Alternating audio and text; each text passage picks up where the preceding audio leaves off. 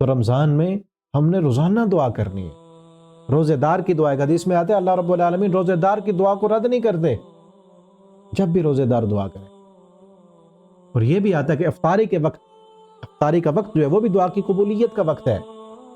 ویسے سارا دن آپ کو جب ٹائم ملے آپ دعا کریں، افطاری کے وقت خصوصاً وہ دعا کی قبولیت کا وقت ہے، اس وقت دعائیں کریں۔ اس وقت اپنے ٹائم کو ادھر ادھر فضول کاموں میں نہ گزاریں۔ اکثر دیکھا گیا ہے کہ اس وقت جو ہے یہ ٹی وی پروگرام بھی اس وقت آتے ہیں، افطار ٹرانسمیشن سحری کے وقت بھی آ رہے ہوتے ہیں، اس وقت آپ ان پروگراموں کو نہ دیکھیں، آپ اپنے اللہ کے ساتھ باتیں کریں، وہ دعا کی قبولیت کا وقت ہے۔ اور میں اپنی ماؤں بہنوں سے بھی یہ ریکویسٹ کروں گا کہ آپ نے سحری کا انتظام کرنا ہے، افطاری کا انتظام کرنا ہے، تو افطاری کا آپ انتظام تھوڑا پہلے آپ جو ہے اپنے آپ کو فارغ کر لیں۔ آپ نے کھانا بنانا ہے، افطاری کے لیے جو جو چیزیں آپ نے بنائی ہیں وہ آپ پہلے کچن سے فارغ ہو کے آ جائیں، آپ بیٹھیں دعا کریں۔